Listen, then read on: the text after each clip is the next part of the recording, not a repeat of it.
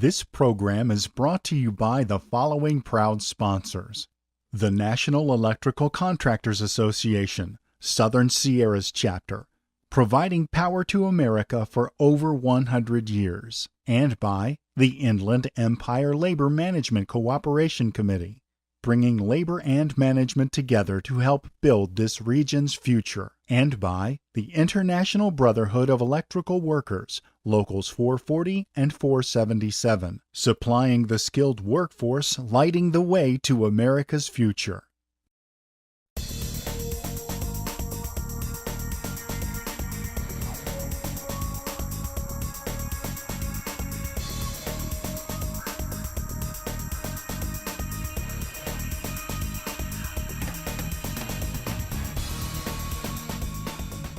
I'm Brian Connors.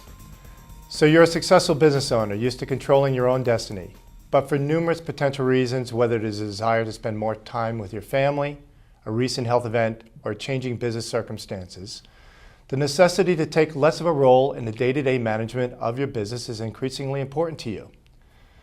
If you are having that internal conversation, we have some thoughts and ideas to share with you that can have a significant impact both personally and financially on your transition to the post-business ownership phase of your life. Hi, I'm Brian Connors, a CFP with over 30 years of wealth management experience. And over the next 30 minutes, I'm going to share with you some important facts and concepts and interview a knowledgeable exit planning experts for you to help you make a successful business transition and avoid the pitfalls that may sabotage your retirement plan dream. With me today is my guest, Bill Ellermayer, a premier executive transition coach. Bill, welcome to the show. Good to be here. Yeah, Brian. Glad you could join us. So Bill, you and I have had this conversation numerous times about what's the word unretirement mean? And why are so many business executives right now in a phase of their life that has some unique challenges that they may not know about? Well, I think several things. First of all, so much planning goes into getting yourself to be financially secure, so that at 65 you have choices. It's not necessarily anymore and increasingly about stopping work. So I've actually been a career transition coach for about 30 years. Increasingly, I'm helping some of these people that have retired come back into the market because they find that life of golf and travel, if they had those resources, which with somebody like you they will, there's got to be more. They miss the action. Right. So unretirement is undoing what you see on the nightly TV set about you're going to go off on a river cruise for the rest of your life or be on the golf course. But what ends up, you're playing cards the most of the rest of the day. Right. So I've been teaching people to stay in the game. My iconic guy, Warren Buffett. Yeah. I mean, what? Warren's 85 now, 85 and he pretty much works full time. He got a couple of businesses, deal finding, and he also, he's on boards. He's living the dream. That's 20 years beyond what we talk about in the normal. Right. So teaming up And he with looks healthy too, when you Yeah. look at him. It looks like, everybody talks about him potentially needing to transition because he's put his plan in place, obviously, for his transition, obviously, to something else. But he doesn't seem like there's any interest for him to make that decision today, at least as far as I can see. When I tell somebody that's 60 years old, I said, listen, if you know how to take care of yourself, proper diet, exercise, etc., you got 25 years of work if you want. Now, it doesn't mean you have to work full time, but you want to stay in the game. Right. So you were telling me about a recent executive that you started working with and what he's doing. And tell us a little bit about that. Yeah, Robert, one of my latest clients, started a retail store up in Baldwin Park like 35 years ago. He built that store into I think it was close to 300 stores, and over that 30-year period, he grew the business. Eventually, he sold to private equity. But beyond discussions with his wife about travel and playing golf, he didn't really do any planning about what he'd do after the sale of the business. Right. What happened after he sold the business, after about 9 months of this routine playing golf, more playing cards. So it just seemed a lot he of people said, you know what? right? He missed the action. Yeah. He missed the action. And that's the key. High achievement people are used to, making things happen and getting things done. They got to have some purpose and passion in their life. Right. So Robert, my guy, I started working with him, and of course he came out of a business. So I got him on the board of a small manufacturing firm that was similar to the products he used to work with. Right. Then I got him working with a turnaround consultant, helping in his industry again. So Robert is now working, I'd say, 60% of the time.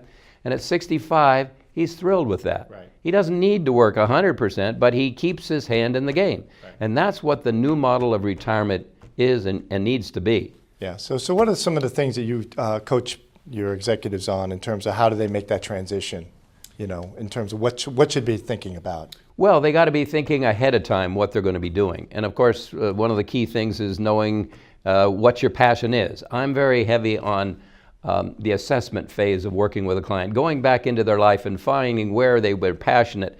Really, basically, it's called skills work.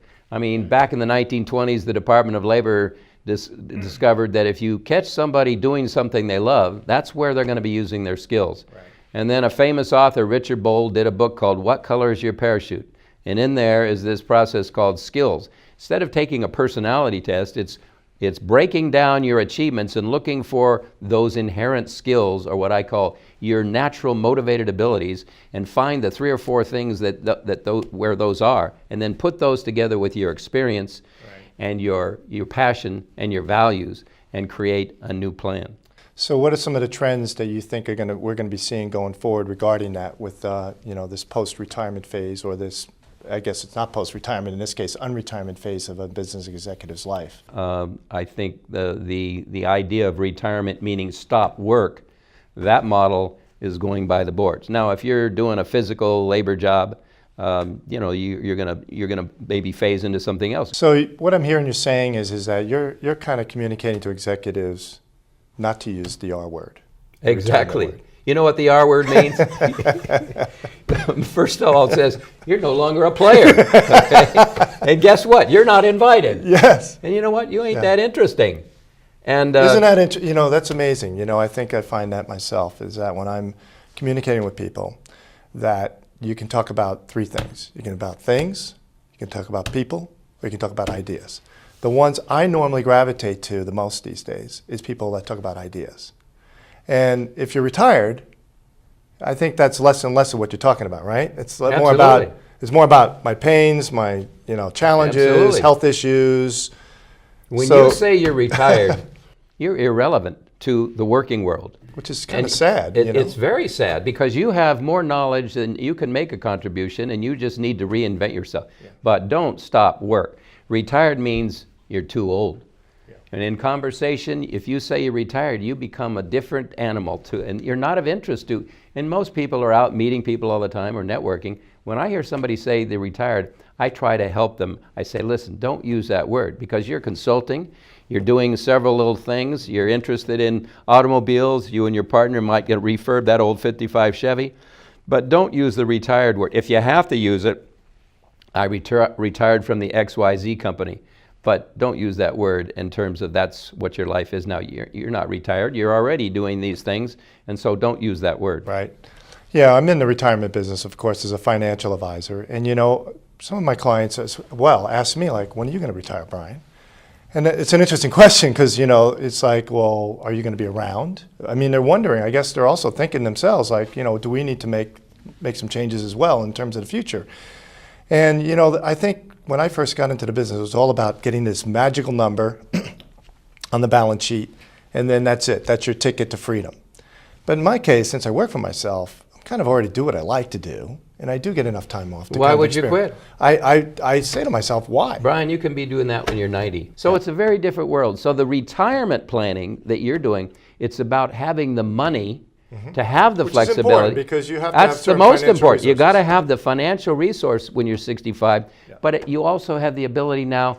If you want to, with your wife, go off to Italy for a month, you can do it. And this is why you and I have these great chats, because Absolutely. I'm working on the financial and numbers side. Yes. But there's that side of your life that if you haven't planned for it or thought about it, you're going to get to that goal and then find that it isn't what you think it is.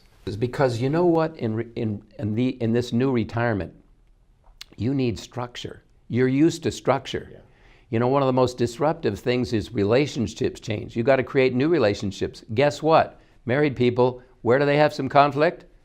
With the spouse, the wife. You're now in their territory during the day. Yes. that is not a good thing. And you hit on a good point about the relationships. You know, one of the things I think I enjoy about business is that you're constantly meeting people and you're developing new relationships all the time. And, you know, you might find someone that, geez, you know, we have a lot in common. And yet you would never meet them if you were just going on playing golf all the time and just staying at home. Oh, absolutely. No, it's critical. To me, it's exciting. So I tell people that are in those years beyond 65, it's still about getting up, getting out, and building relationships. And guess what? Relationships come about as a result of serving other people. That's right. So your job is to serve. How can you do that? You can share an article you read in the Wall Street Journal. You can, a seminar you saw, a book you read. But then the other person says, Brian cares about me enough to ask that question. Because so many people are broadcasting what they want. When you meet them new, they're just broadcasting their, quote, elevator speech, which is a waste of time. Yeah. I talk about branding. Get it down to simple. You know, at night on the nightly TV, corporations spend billions building that brand. Every night, Capital One credit card, 4 words. What's in your wallet? What's in your wallet, yeah. Zillow, what is it? Find your way home, 4 words. Yeah. Nike, just do it. Individuals can do that too. You're really good at that, by the way, and helping people work through yeah. that, particularly on the personal branding side, which many people are kind of uncomfortable with. And they don't sometimes even realize what their message is out there. No, and I try to get them to focus on some unique aspect word that describes them. You know, innovator or something, and build around 4 or 5 words around, so that every time you go to that meeting, you use that same branding statement, and guess what? They'll get to know you. Right. You know, sometimes I'll say, well, I'm a career gardener. Oh, what do you mean? Yeah, I repot executives. Oh, yeah, and I say I got 3 pots: find a job, start a business, or buy a business. Buy a business. And then the next month I see him, oh, hey, the career gardener guy. You know, hey, have you repotted anybody recently? You know, so really get it down to a few, because I go to these networking meetings, and they go around the room a lot of times, and the guy will go off on an elevator speech for, you know, a minute, minute and a half. After 30 seconds, your eyes roll over. You can't remember any of that, and they all sound the same. Yeah. What do you see would be a way, the roadmap for how you would work with somebody and help them to accomplish some of these things so that they're prepared for making that next transition? Well, like I say, the biggest thing, Brian, is really understanding my client. I go back to how they grew up. They grew up on a farm in Ohio. What was life? Where did they acquire those values and skills early in their life, even before they went to school? So I probably spend the first 2-3 meetings a lot on going back through their life and understanding my client. And again, going back to what I said earlier about skills. You find the things they've done well in life, and then you break it down. What were the skills that were operative in that particular achievement? So the first thing I have people do is list achievements. What are the achievements you had in your personal life? Like I helped my dad design and build a barbecue when I was 15 years old in the back of my... So the personal life, your academic life, where did you excel and what were you interested in, and your work life. Those 3 things. So I'm very big on assessment. Then we can build a job target, a primary objective, but also a secondary objective. And sometimes the secondary, which is to buy a small business, comes up in the first place. Brian, a lot of them have a small business for sale. And their kids don't want a company that makes plastic bottles. They want the money. And you got 3 kids, so there's a liquidity event, a sale of a business. Which is a real big issue right now. Big issue. Yeah. And that's where... Because they're really not prepared for this transition. They're not. They haven't really thought it out. Some of them are actually scared to let it go. Yes. Because it's their whole identity. Exactly. So we got to create that new identity before they get to that. And I would see that's a really big issue for a lot of executives because they identify themselves a lot with their professional success. And, you know, making that transition to say, you know, it's not just about you, and it can't be just about you if you want to transition a business. And also that you have to have other things in your life that are going to replace that. Unfortunately, a lot of business don't. Their whole identity is that business. Which is what we talked about sometimes. Letting go of that business is very difficult. Yeah. So they need to be thinking ahead. When I'm a career coach, I say, hey, Frank, it's not about the next job. It's about the next 25 years. We need a longer view. You know, what's the average length of time of a job in the United States? God, I don't even know anymore. It used to be 5 years, 6 years, 7 years. Now it's about 2 to 3 years. 2 to 3 years. So if you're 59 years old, and a lot of my clients are in that age, I say, you know, you don't want to be looking again 3 years from now. It's going to be hard. Maybe the business is in you. You. And you know my stump speech. You are the enterprise. There you go. I teach people, they're a business. Now, in the early years, you as a business, deploy yourself in a traditional job. Yeah. That's how you learn your trade. Yeah. But now, you got to be thinking about, you know, you incorporated, and maybe you have 3 divisions, that different things you do. And I've got people, I call it a portfolio career, using your core skills over multiple streams of income. Right. Oh, wow. You can start, the simplest one is, oh, I'm going to teach at Chapman, you know, one night a week. Oh, and I meet people there at Chapman. Oh, sure. Now I'm going to teach 2 courses and I get some benefits from that. Right. And then the next thing is my core business is IT, so I'm a consultant in IT. Yeah. So I got the teaching, IT, then maybe I can do speaking. Oh, guess what? Yeah. I can put this all together in a book. I write a book. So again, portfolio career means creating multiple streams of income for the long run, as opposed to just one job. Great stuff, Bill. So, so if someone needs some help, what's the best way for them to get a hold of you? Well, you know, obviously, I'm a bit old school, and I have people calling me all the time, so I got to say it, because I can get right into it and put it in my schedule. Well, you run a business group. Yeah, I do. I have an executive roundtable. We've been meeting for 3 years. We get 30 people every month, and we have about 10 regulars. We have 3 or 4 presentations. So the meeting is like a business magazine. Right. We got a financial report. We got an incubating company from a local incubator in Irvine bringing a 10-minute pitch on their story. Then we have a talk on a subject. Our main themes are the future, entrepreneurship, global business, jobs and employment, executive fitness and health. And that's, you know, one of the ways I build my brand. You know, and so I've had over 150 people come to that in the last 3 years. It's like no other meeting, again, because if you don't like this 10 minutes, you'll like the next 10 minutes, you know. And it's summarized in Ellermayer Connect. Absolutely. My email, bill@ellermeyerconnect.com. bill@ellermeyerconnect.com. Great, Bill. Well, great having you on the show. It's been a pleasure. Excellent, excellent conversation. And he is the connector, knowing him for over, I guess it's a lot of years now. But if you're an executive looking for some help and you know, transition and thinking about the next phase of your life, Bill would be the go-to guy. Bill, thanks again for being with us. Remember, you setting your objectives will direct all subsequent planning efforts and actions. Clarifying your goals and values now will allow you to successfully exit your business. The most important is taking strategic action today to execute your desired business exit plan. Remember, the most significant factor that impacts your ability to leave your company successfully or unsuccessfully is creating a company with what we call transferable value. And that value does not include you. A key point to creating transferable value is to execute daily on working on your business, not just in your business. So start your today with your business exit plan in mind. We hope this exit planning information roadmap has been helpful to you toward starting the exit planning process today. I'm Brian Connors. Thank you for joining us.